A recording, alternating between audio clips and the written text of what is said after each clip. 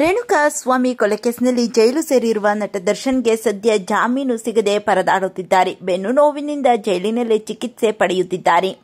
ಇತ್ತ ದರ್ಶನ್ ಪತ್ನಿ ವಿಜಯಲಕ್ಷ್ಮಿ ಅವರು ನಟ ದರ್ಶನ್ಗಾಗಿ ಕಾನೂನು ಹೋರಾಟವನ್ನ ನಡೆಸುತ್ತಿದ್ದಾರೆ. ಇತ್ತ ದರ್ಶನ್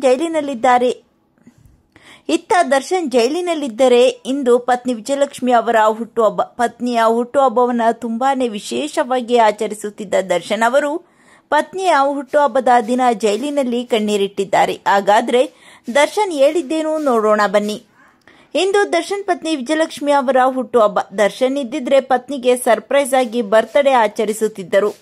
ಕಳೆದ ವರ್ಷ ವಿಜಯಲಕ್ಷ್ಮಿ ಅವರನ್ನ ಥೈಲ್ಯಾಂಡ್ಗೆ ಕರೆದುಕೊಂಡು ಹೋಗಿ ಅಲ್ಲಿ ಇಬ್ಬರು ಡ್ಯಾನ್ಸ್ ಮಾಡಿ ಅದ್ದೂರಿಯಾಗಿ ಬರ್ತ್ಡೇ ಆಚರಿಸಿದ್ದರು. ಅಷ್ಟೇ ಅಲ್ಲದೆ ವಿಜಯಲಕ್ಷ್ಮಿ ಅವರಿಗೆ ಡೈಮಂಡ್ ನೆಕ್ಲೆಸ್ ಅನ್ನು ಸಹ ಉಡುಗೊರೆಯಾಗಿ ನೀಡಿದ್ದರು. ಕೆಲ ವರ್ಷಗಳ ಹಿಂದೆ ಬರ್ತ್ಡೇ ಗಿಫ್ಟ್ ಆಗಿ ಕೋಟಿ ಬೆಲೆಯ ಕಾರೊಂದನ್ನು ಸಹ ಗಿಫ್ಟ್ ಆಗಿ ನೀಡಿದ್ದರು. ಆದರೆ ಜೈಲಿನಲ್ಲಿರುವ ದರ್ಶನ್ ಪತ್ನಿಯ ಬರ್ತ್ಡೇ ಆಚರಿಸಲು ಆಗುತ್ತಿಲ್ಲವಲ್ಲ ಅಂತ ಪತ್ನಿ ಮುಂದೆ ಕಣ್ಣೀರು ಹಾಕಿದ್ದಾರೆ.